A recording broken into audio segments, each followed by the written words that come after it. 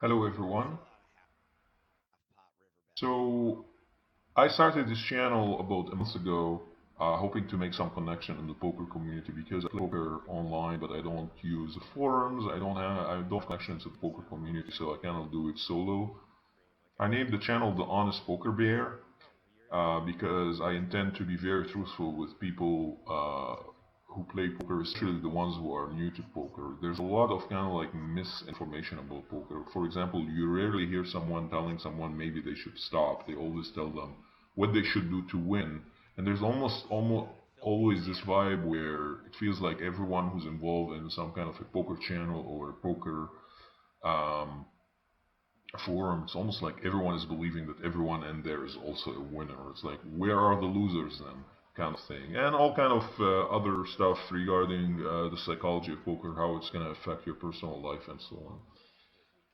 Anyway, in this video, at the end of it, I'm gonna do an update on my current profit slash loss results for week number 5, I believe. And because I had set up a goal for myself to do really well in 2020, and I believe I can make between 10,000 and 100,000. I know it's a huge gap, but there are a lot of factors that will affect what will take place. For example, if I reach a certain bankroll and I start playing $100 tournaments after the third month, then I have a chance to make 100,000.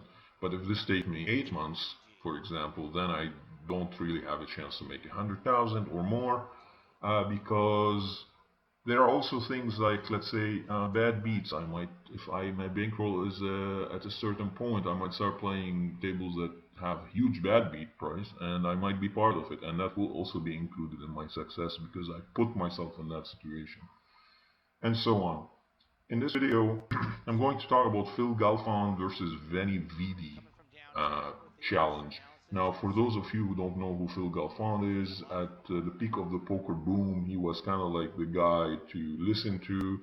He's a very likable guy. He never say any mean things. He's always monotone, level-headed, talk about things in a very simplistic way. So he became one of like the teachers of the game. It was a little bit counterproductive for people who knew how to play poker to teach others, but because there was money in teaching, of course, people were gonna go there. And of course, it is because people want validation and want recognition. That's a very, very basic human need. So, Phil Galfond was probably behind the success of a lot of players because they were watching his videos and stuff. And a lot of people who also watched his videos thought they could win, they probably lost, but we will never hear of those. But he knows what he's doing, very smart guy. He ended up starting a website called Run It Once Poker. And so far, I don't think it's bringing a lot of traffic. So he figured he will set up a challenge. I think they called it the $1 million challenge, but that's besides the point. Where he gave odds to people to play him a certain number of hands or hours. Some of them they're gonna play live, some of them they're gonna play on his website, and some of them maybe they will play on another website. I don't know all the details. Some of them are getting odds on their money. So, for example, this guy Venividi is getting 2-1 on his money. I believe if he wins, he will get $200,000 as a side bet. If Phil wins, he will get 100,000. Now, after day, I thought that was day 11 that I'm watching right now. What happened was I opened all the videos. I didn't find day 1, and there were 2 videos that were labeled day 3. So I don't know what's going on. Um, Maybe there was some mistakes or something. So I open all videos to talk about the results of each one, like at the end of the day, but they kind of refreshed, and I had to go back to the beginning of the video, and so I had to start the recording all over again. I'm not very good at like making videos and stuff, so editing and stuff like that. So um, this one here, this is the last video from today, February the 4th. Um, I know that Phil is down a lot, like about, it says just over €500,000, but I don't know if they are agreeing to pay the money in dollars. I'm not sure because every other video I watched on that, they are talking about it in dollars. I've never heard anyone say that they agreed to pay it in dollars, so I don't know because euro is, is more expensive, I believe. So after this commercial ends, we'll see what the numbers are at. And like I said, at the end of the video, I will include my results for week 5, which started on the 27th of February and ended on the 27th of March and ended on the 2nd of February.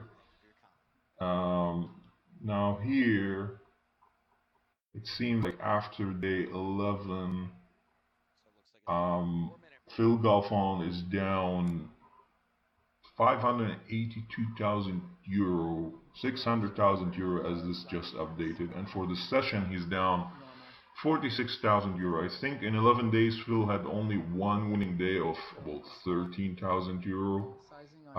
Based on these stats that sometimes they are maybe a minute late to update, they have played 7,345 hands out of the 25,000 hands that they agreed on.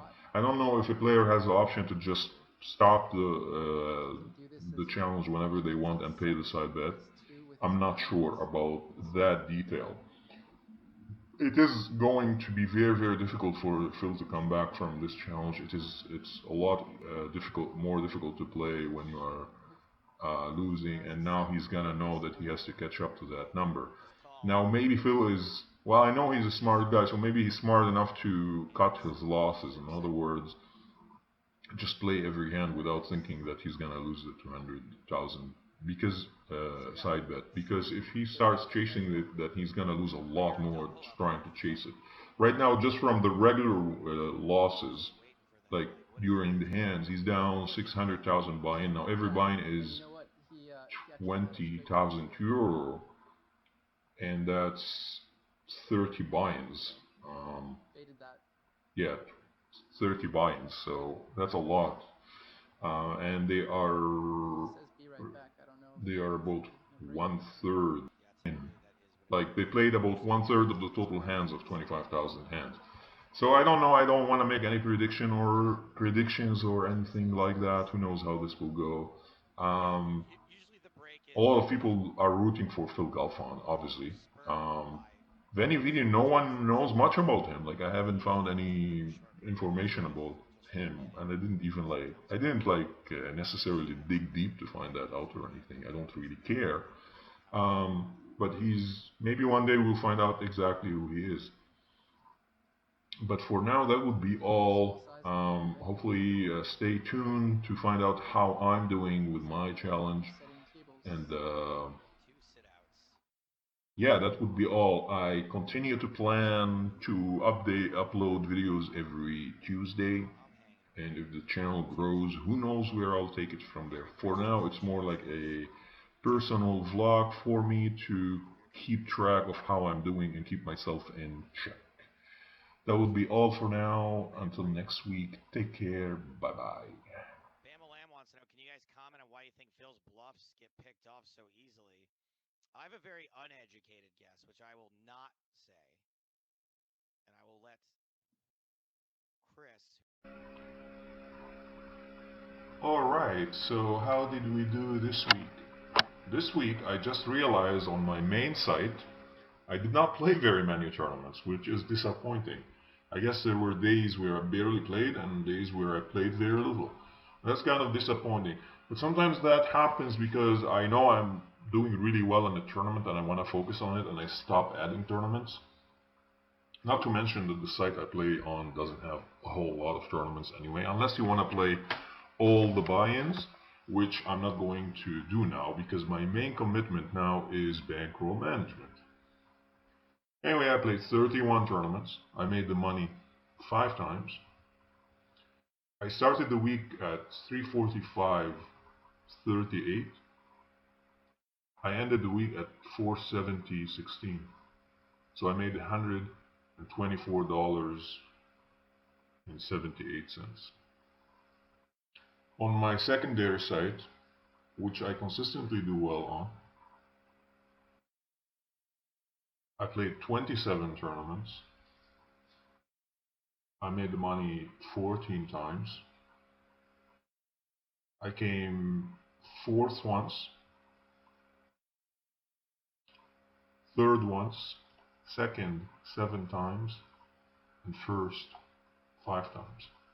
I made, based on the Bitcoin price today, about $75.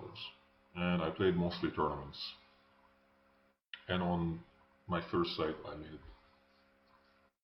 I played also mostly tournaments. So overall I made about $200 this week. Not bad. We've been having losing weeks for 2 or 3 weeks in a row. So that's pretty positive, and this week is starting out pretty well. So my week starts on Monday, which was yesterday, and it went relatively well, I would say. So I guess that's all I wanted to talk about. I will include a graph of my secondary site tournament, my winning for this year. The numbers that you are going to see are not dollars. They are a fraction of a Bitcoin. I think it's a total of $250 so far. So yeah, and so that would be all, I think. I hope you enjoyed this video, and until next week, take care. Bye bye.